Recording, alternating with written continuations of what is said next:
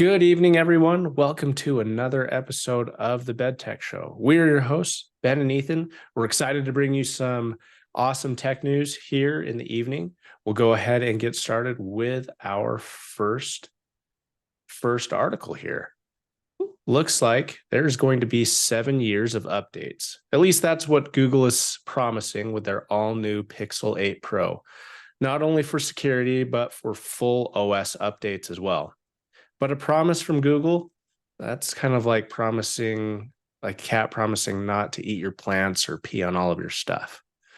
In the 6 months alone, Google has killed 11 products and services, including YouTube Stories, their podcast app, Google Domains, and Jamboard. There have been even broken promises in Pixel's past. The Pixel 8 will be slightly smaller than its predecessor with a 6.2-inch 120 hertz version of what Google is calling the Actua display, because it displays what the world actually looks like. It's actually pretty great, and the 8 Pro, on the other hand, will have a Super Actua display. I guess that's Italian. So some interesting stuff here. You know, I almost kind of want to be excited for Google, and then, based on their track record, it's almost like I don't know if we can be excited. It's kind of a weird place that we're in right now. I wanted to ask you, do you think these longer periods of software supports is going to make a significant difference in consumer trust and purchasing decisions? I don't really think so. I think it's a valid question, just because I think Google's history is kind of up and down, and I feel as though they're very experimental, and they're constantly trying new things, trying new trends. I mean, YouTube Stories is one of those aspects to it, and I feel as though this. I'll start with this. I do think that they will fulfill this promise of having this security support here for the next 7 years or whatever it might be. But I don't think that's necessarily going to change a consumer's trust in Google, because this, in my opinion, is not within the same scope of reliance or consistency or market demand that people really want to see. And I think consumers look at Google for a lot of other aspects besides their support in this space. And that's where I think they're dropping the ball of consumers' trust, is like Google's going to test something out in the market, see if it's working. If it's not working, they're going to drop it, even though they might say, hey, this is new, we're going to keep it around for a while. And I actually think Google is pretty smart in trying to keep up and innovate and progress, as opposed to maybe Apple, who's always maybe like a step behind or 2 steps behind, whatever it might be. And so, but that comes with trial and error, testing, putting things out, pulling things back, planning for stuff that fail or don't even get to the market, right?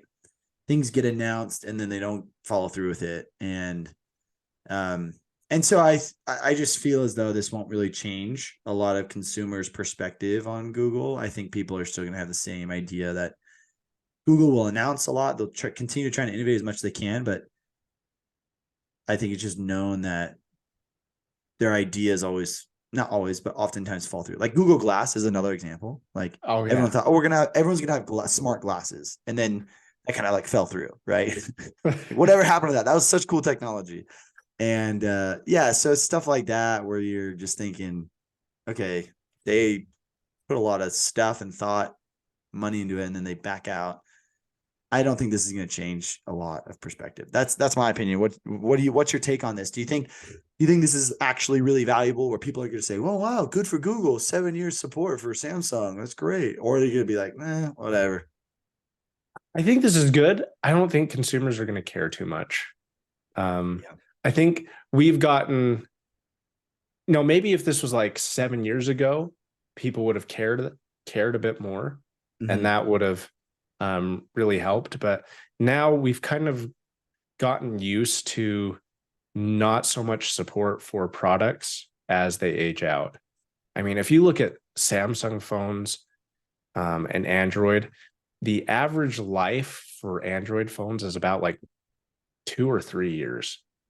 It's not very high. I mean, iPhones, they generally tend to have a longer history, which is kind of cool that Google is doing this to kind of be on par with what Apple's doing. But a lot of people, they upgrade their phones every 2 to 3 years or even sooner.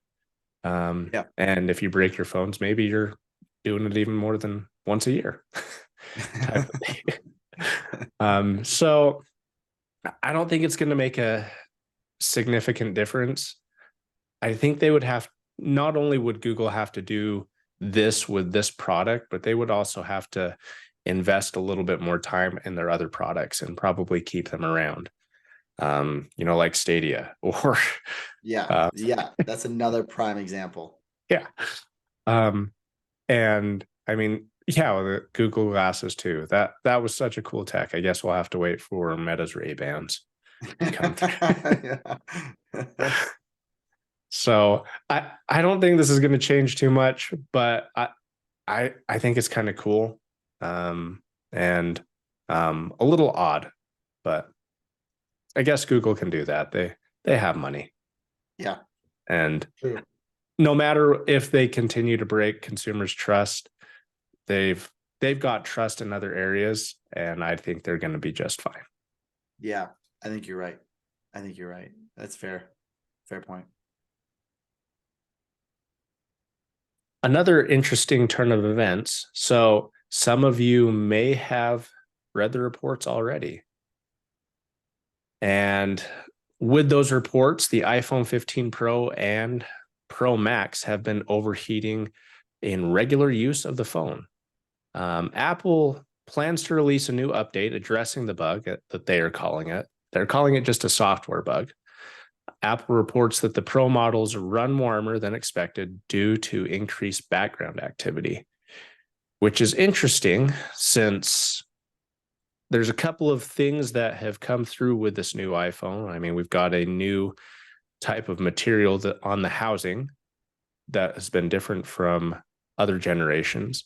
And me having an iPhone 15 Pro, I have noticed that it did run warmer, but that was just initially during the initial setup, and haven't really noticed too much now. Really? Yeah, it's kind of interesting because I know usually like when upgrading a phone and you're transferring all that data from your old phone to your new one, it does tend to run a little bit hotter because you've got a lot of data moving back and forth. And since there's no fan in a phone, it's just going to dissipate heat through the outside chassis. However, reading these reports and seeing that other users have had significant problems, I'm kind of thinking that it's due to the titanium construction rather than a software bug. And no matter what type of software fix that Apple does, I don't think that that's going to address the overall issue. So I wanted to ask this question to you. Do you think that this type of behavior is expected from new technology from Apple that keeps allegedly pushing the boundaries, or is this just another poor design in the chase of aesthetics over function? Yeah, good question. I don't think this should be expected. I do think that companies are hard pressed to push new product to the market, especially if there's a cyclical event that puts a lot of pressure on you to have a new release every year. But I think this should be tested way beforehand, before there's any kind of production. It just kind of blows my mind that they just don't have thorough testing to see if there's any kind of side effects for data transfer or daily function, running the battery or streaming the device for multiple hours. How do they not test this? Because this is what average consumers are doing. Mm-hmm. And it's kind of shocking that we've had phones burn because of batteries, and that's hard to test because you kind of have to wait that out. But this is something that I felt like they could test. What is the daily use of this new phone going to be like? And if it feels like a pocket warmer in your jacket, like in the wintertime, because it's just runs hotter due to the build, or they say it's a bug, but I think that's an issue that they should have discovered beforehand. So I know that companies are hard pressed. I get it. You got to release a new product every year pretty much. But at the same time, I don't want to be buying a beta, like a new gen beta phone that's going to have bugs and issues. And I think a lot of perspectives have switched to say, I'm never going to get like gen 1 of a new product or whatever it might be, because there's always some bugs and things that need to get tweaked, which that shouldn't happen. That's sad, Right. But I think that's the perspective people have these days. Yeah, I agree with that. We've seen Apple do this type of have this type of problem in other products in the past. They did one of the notorious things was the MacBook Pro when they switched to a slimmer design to make it slimmer than the MacBook Air. And allegedly, you've got this Pro computer that's supposed to be able to handle certain workloads, but being in a smaller chassis, it doesn't do too well for heat dissipation and being able to maintain higher temperatures. And so I'm kind of thinking that, we do have allegedly better hardware in these new phones. I don't know how really better it is from the previous year, but it's not like the technology is getting worse or less demanding as we move on. But yet, we've got a similar slim design. It's still compact, and it's in this new type of material that's casing it. I think that's really the cause of these overheating issues. We've got chips that are running a little bit faster, and they need to be able to dissipate that heat. And I guess titanium doesn't seem to be doing the job there. Yeah, it's really interesting. Titanium sounds cool, and the idea of it's cool, but if it's going to be causing a problem as the new, chassis, as you say, then I can't imagine what kind of blow that would be to Apple if this iPhone 15 is just, it's not properly functioning due to overheating because of the titanium. That'd be pretty crazy. That'd be a big blow. Yeah. So yes, if we see them go back to the stainless steel next year, we'll know. Yeah, we'll know. Yeah. And they'll have some dumb excuse, just like how they had a dumb excuse for the USB-C change. I'm sure the dumb excuse would be like, well, we found that it's better for the consumer somehow. It's lighter, and I don't know. They'll make It's better for the environment. Better for the environment. Green. We're green. Okay. You're green. Sounds good. It'll be a net zero iPhone. Yeah, that's right. Our factories that have stainless steel are net zero factories, so we use them instead of the titanium. They do come from China. China.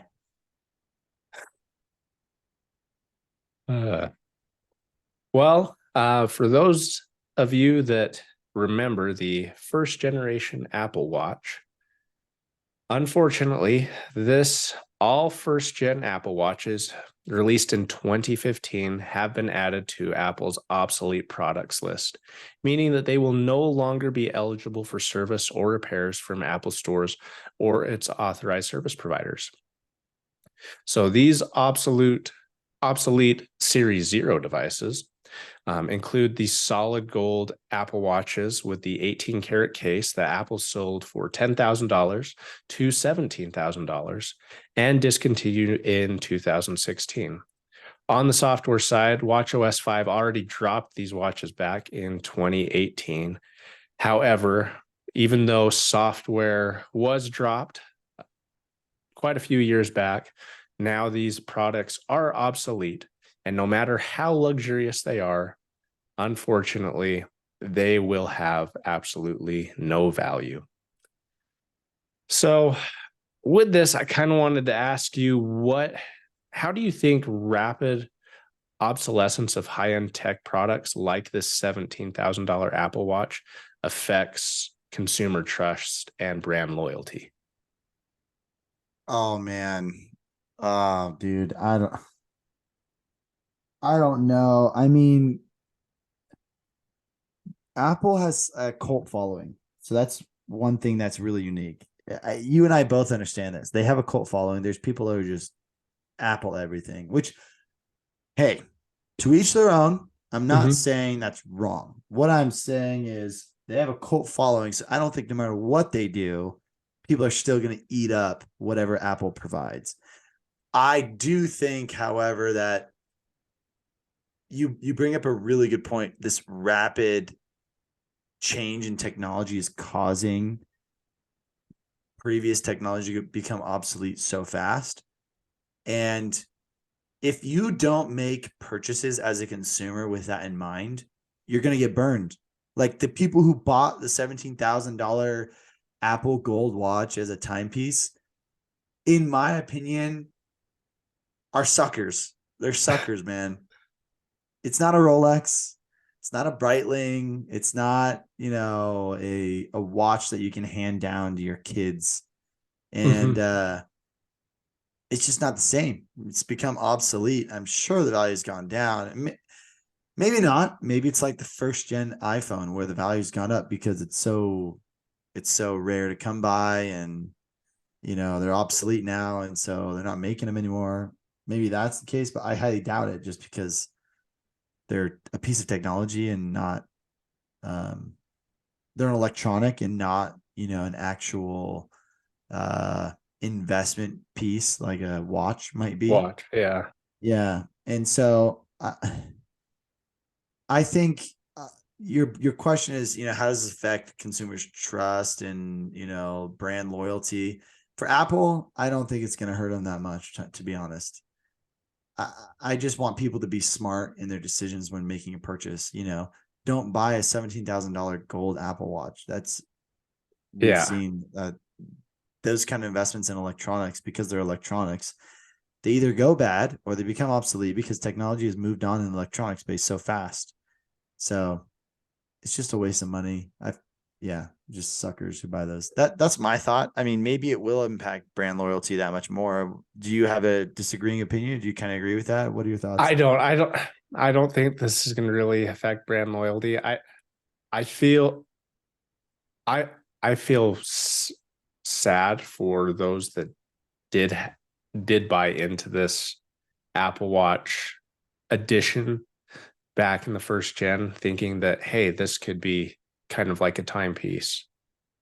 But now, since it's completely obsolete, it really has no value. Yeah, And I'm looking right now. Sorry, I'm looking to see what the value is right now. and I know, like, when Apple was first announcing the Apple Watch, because I can remember watching that keynote, they were purporting it as being something that they were taking on Rolex, essentially, to be the ultimate timepiece for it. But the one caveat is that the heart of the device is something that won't last the test of time. Mhm. As we're seeing here, they're obsolete now. I mean, Yeah, it's no longer just that they don't have support for iOS, or Watch OS. I mean, now Apple stores won't even touch them to fix them. yeah, and they're So gonna break. They're gonna break. yeah, I mean, it's not like they were. I wouldn't say that the very first Series Zero Apple Watch great had the greatest construction for a watch. Agreed. So yeah, this is just sad that so much of an expense for that device is now is pretty much worthless. Yeah, I agree 100% with that.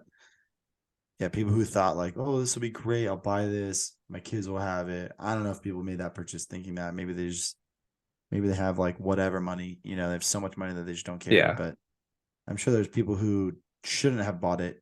They did buy it, Hmm. and those are the suckers, in my opinion. Yeah.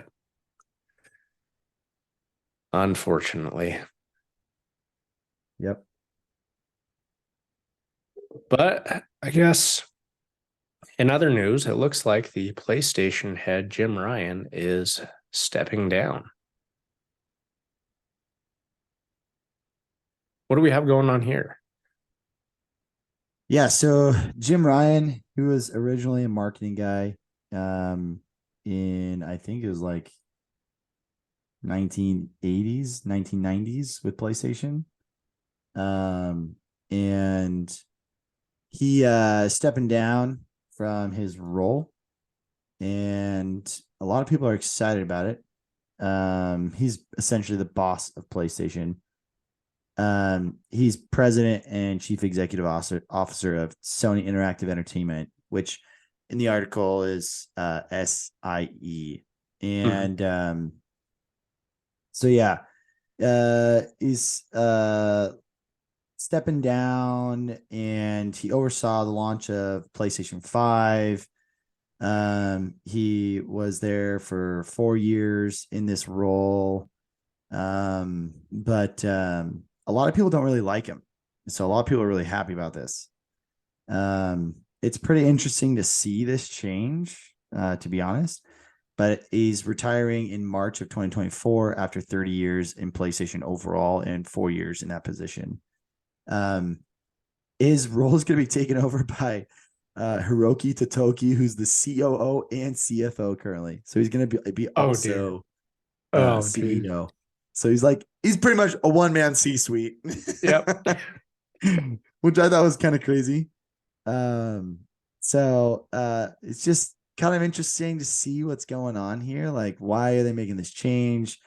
I feel like this is a pretty significant change. Why are they doing it now? And what does this kind of mean for everyone? Is it, when you see C-suite step down after a couple of years, it's either because they've completed their objective, or they've done a bad job, or they're Hmm. retiring, or they've got a new option to go somewhere else. And I kind of wanted to get your thoughts here, just your own understanding of PlayStation, the history behind it, this Activision acquisition, and PlayStation's kind of competition with Xbox.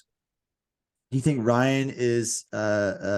Jim Ryan is being pressured to step down? Do you think his sole role was to get PlayStation 5 on the market and have that be successful, and now he's like, okay, I did what I needed to do, I'm stepping down? Or is it something else? What are your thoughts here?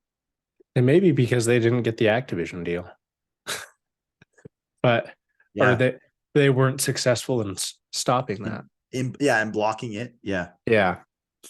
It's kind of interesting because as I was thinking about, he's only been in this role of a few years, and generally, if I were a board of directors, I would want somebody to be in that type of a role for a long time to get, because I mean, it takes a while for you to get up to speed and be able to effectively do that job. It's not like something that you can do overnight.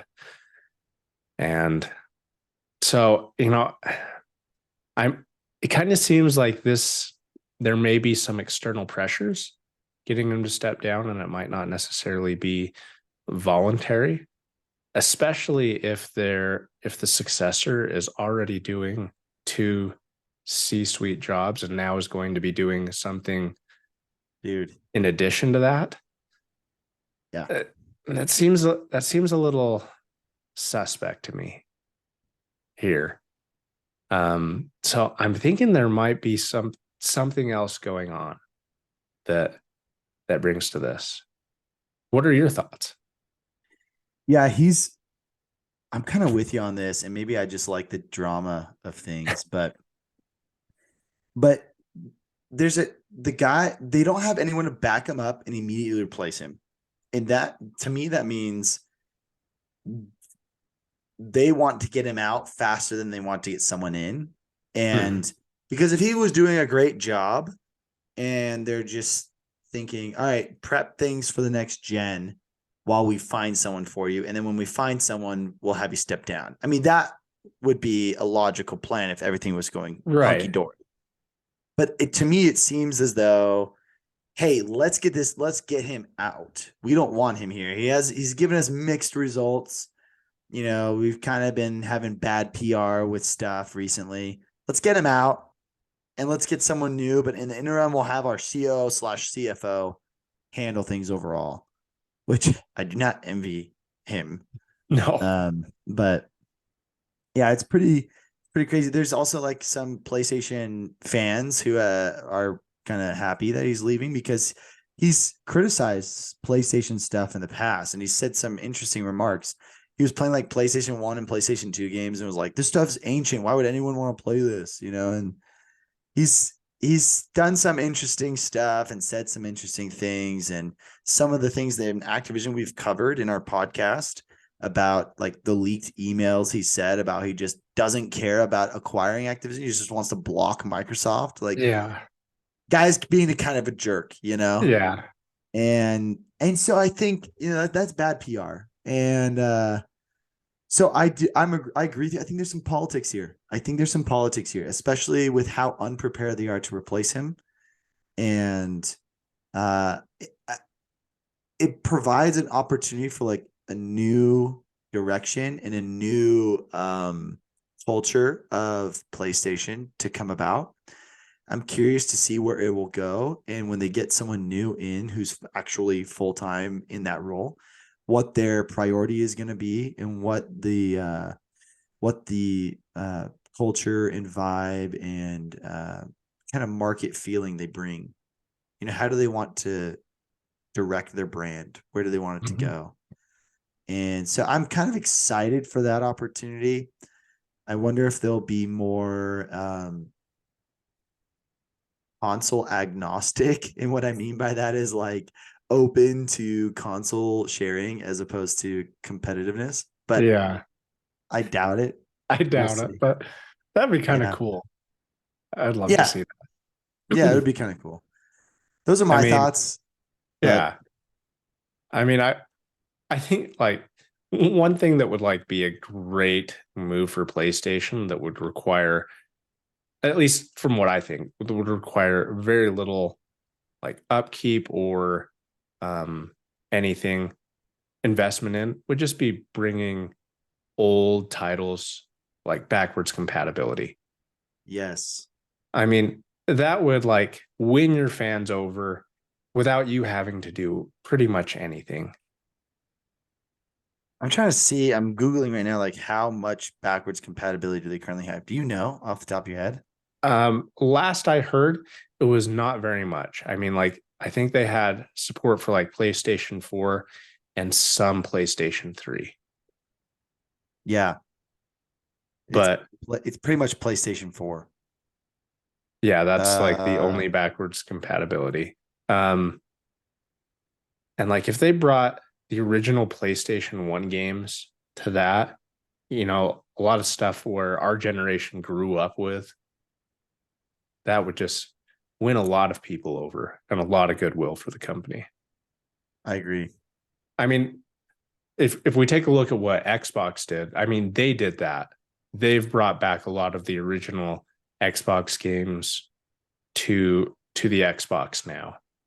And that's something that I mean something that they did to really, help appease the fans as they are trying to get console exclusives because Xbox, as we look at it, they don't really have a really good exclusive lineup as comparing to PlayStation. And Yeah. so you do something else to really win market share. And that's a great way of getting other people who may not have gotten into this generation, but they're like, hey, I remember playing those games growing up and I want to get back into that. Yeah. And like show the next generation what you used to play on. I Mm-hmm. think that's always fun. This is what I used to play on, and they're just blown away by it. Yeah. What? This was the video games you used to play? Yeah. Pretty crappy. But so fun, right? Still Yeah. so fun. Like it's kind of fun like playing the like original Xbox games just over the Xbox cloud on your phone. And like I've never done that. See, I think that's so cool. I've never done that. yeah, I got to do like that. playing Fusion Frenzy, awesome. Playing Fusion Frenzy on your phone. Let's go. That's funny. Uh, well, some other bad news for Sony. Sony confirms that they had a server hack, and here is the letter that they sent to employees. What do we have going on here? Yeah, so it's pretty interesting. This is only recently confirmed, even though it happened earlier in the year. So, data breach to current, former employees, along with family members, 6,800 individuals were informed, and it happened in late May. So essentially, what happened was it was isolated to a third party that they were using called Progress Software, and uh, it was a there's a transfer platform they were using, and it didn't impact any of the other systems, just this system. But essentially, Sony informed their employees with this letter. They kind of go over like what it is, what happened, and at the end of May, Progress Software, this third party that they're using, announced a newly discovered vulnerability in their transfer platform that's used by Sony and thousands of other enterprises. And then 2 days before that, an unauthorized actor used the vulnerability to download some Sony files stored on that platform. Nice. And then in June, they discovered the unauthorized downloads, immediately took the platform offline, and remediated the vulnerability. Okay. It is noted to law enforcement. They had assistance from cybersecurity experts, but pretty bad. What information was involved? They're still trying to download all the files and determine what type of personal information was involved. But they tried to. It looks like in the letter that they tried to identify the following information that was in those downloaded files for each individual person. So for you, Ethan, if you got the letter, Sony would have told you what your personal information was on those files potentially. And for me, that would be different information. And they were essentially explaining that. Anyway, Sony goes through like what they're doing, information about what you can do if you need any more information. But yeah, this is pretty gnarly that it's coming out October 6th. That Sony had this confirmation back in June. So my question to you is, do you think Sony was negligent in not informing sooner? Do you think that this is going to be more and more common with enhancements in AI, cybersecurity, everything moving more digital? What are your thoughts here? What are your thoughts on this? Yeah, I That's do kind of think two different questions there. Sorry. no, I do think that they were a little negligent in not informing people sooner than this. I mean, they've known this for quite some time. And it's almost like they tried to cover it up. Them waiting this long to disclose it kind of seems like they were working on a plan to cover it up. Or try and fix it before there was really an issue to say that there was. Mm-hmm. And it's kind of interesting, the part you bring up about having as AI is starting to develop. I think that the potential for this type of malicious intent and access into companies is only going to get stronger. There's going to be more instances of it. And so I think, now companies are really going to need to work harder to combat that. Um, and they'll probably have to get AI to combat AI, and Yeah. then the robots will take over, and we'll need Skynet and everything, Judgment Day. Yeah. But I really think that it kind of seems to me that Sony tried to cover something up. And I mean, it's good now that they're disclosing it. However, they should have done this a lot sooner and probably had a duty to do it a lot sooner. What are your thoughts? Yeah, that I didn't think about them necessarily like trying to cover it up, but the more I think about it, the more I think you have a really good point of, let's say you're Sony and crap hits the fan, you find out there's a data breach of almost 7,000 employees. You're thinking, okay, how severe is the personal information? You find out it could be severe. Obviously, you're going to want to try and do damage control before you just announce it to everyone. And sounds like they took their time with damage control, and I think you have a really valid point here. And I'm curious to see if there'll be any kind of lawsuits coming out of this. Maybe we won't hear of it. Maybe there'll just be settlements. But yeah, it's kind of crazy to see that Sony had this data hack and didn't come out until 6 months later. It makes me think, have there been other data breaches that companies just don't announce to employees or previous customers that they've had?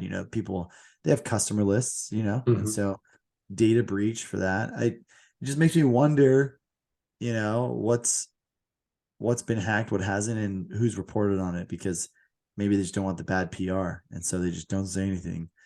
And my social security or whatever it might be is out on the internet, and someone's stealing my identity, and the company that had the breach is just I don't know how that happened. Yeah. So it's kind of a crazy situation to be in, but I think it'll happen more often, sadly. Cybersecurity is going to be more and more crucial to companies, and I think a lot of companies have kind of turned a blind eye, maybe not turned a blind eye, but just have not prioritized that. And now they're starting to realize that they need to. So Yeah. Yeah, I would agree with that. This needs to be something that is a priority. And I'm hoping that other companies will do better and not just take their time in disclosing. Yep. Well, our last one for this evening, the SEC is trying to force Elon Musk to testify in the Twitter takeover. Got some interesting stuff here. Walk us through this, Ben. Okay, so Elon Musk and the SEC have kind of had this feud going back and forth over the last couple of years, especially with his takeover of Twitter. Elon, we all know Elon took over Twitter, but before he did that, he's put a vote on Twitter. Should I buy Twitter? And everyone said yes. And then he said he was going to buy it, and that affected the stock price significantly. And then he said he's not going to buy it. And that's kind of, SEC saying that's market tampering. We don't like that. So there's just been this huge feud. There's been investigations, there's been lawsuits, there's been a lot. Right now, most recently, Elon's being sued by the SEC, the US Securities and Exchange Commission, because let's see here. Essentially, when he bought the stock, there were concerns about it, whether or not he broke certain federal security laws back in 2022. So they're trying to get him to testify, to probe him, and that's why they're suing him. And this came out this last week, October 5th. They were looking into his the disclosure of his stake in Twitter, questioning whether he filed the appropriate paperwork. And They said in the filing, they subpoenaed Musk in May 2023, requiring him to provide testimony in San Francisco. And he agreed to appear on the 15th, but then 2 days beforehand, he raised several spurious objections and told the SEC he would not appear. He refused SEC's proposals to conduct a deposition in Texas in October or November. And then he had a couple of different objections that saying that the SEC was trying to harass him, which they might be. Here's the article's pretty interesting. You can read up on it, but overall, it kind of appears that for some reason, the SEC and honestly the U.S. government, for all intents and purposes, they're trying to go after Elon, and it's just kind of funny to see this. Do you think the SEC is being petty for going after Elon over disclosures and paperwork, or do you think they have a valid case here to make sure that he's doing the proper processes to take over a company? And do you think they're actually being just and spending their time wisely pursuing this? What are your thoughts here? At first I kind of thought that they were justified in what they were doing. But now, with this additional thing, it kind of seems like they're being really petty and that it's a little bit of abuse of power here with this. I mean, I think, like forcing him to buy Twitter back when they did, that was probably a good move just based on the kind of, I guess, stupid things that he was doing on Twitter about it. So I think that was valid. But I mean, to then later on kind of bring this up and just start churning in some additional things that come up, it kind of seems like malicious prosecution to me. And now, there is coming up to be a pattern, and Musk may have a case for malicious prosecution against the SEC. So I think this is going a little bit too far, and that the SEC is maybe overstepping their boundaries a little bit. What are your thoughts? I think that there's been a little bit of pettiness on both sides. I think Musk has kind of been doing a little do-si-do around the horn with the SEC. He's like refused to come to certain meetings, and refusal to appear for testimony in September. And I do think that there's some responsibility for Elon to do this, but at the same time, I think the SEC is trying to make an example out of him. That they're not to be toyed with. Mm-hmm. And you can't, no matter who you are, whether you are a layman or the richest man on earth, we're not going to treat you differently. We're not going to go do the do-si-do with you. This is how it is. If you don't file the paperwork right, we'll even come after you for that. And I kind of agree that maybe this is a little much.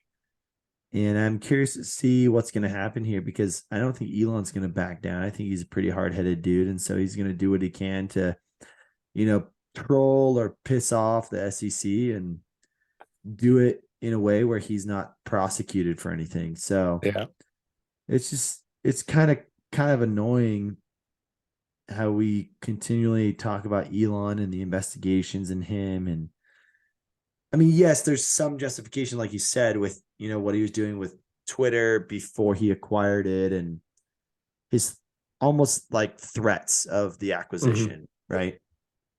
I don't think that's appropriate. But even with all that happening, I still think there's multiple motives behind these actions from the SEC. Yeah. It is going to be interesting to see how it all comes out. So with that, we will keep you all informed. We have reached the end of our show, so thank you all for sticking with us and for your support. Please make sure you give us a thumbs up if you liked it. If you disliked it, that other button seems to work all right too. As always, ring-a-ling that ding-a-ling button so you never miss out on any new content as it's posted on the channel. Until next time, make sure that you stay up to date on our channel, and we will see you next time. Stay classy, everyone. Peace.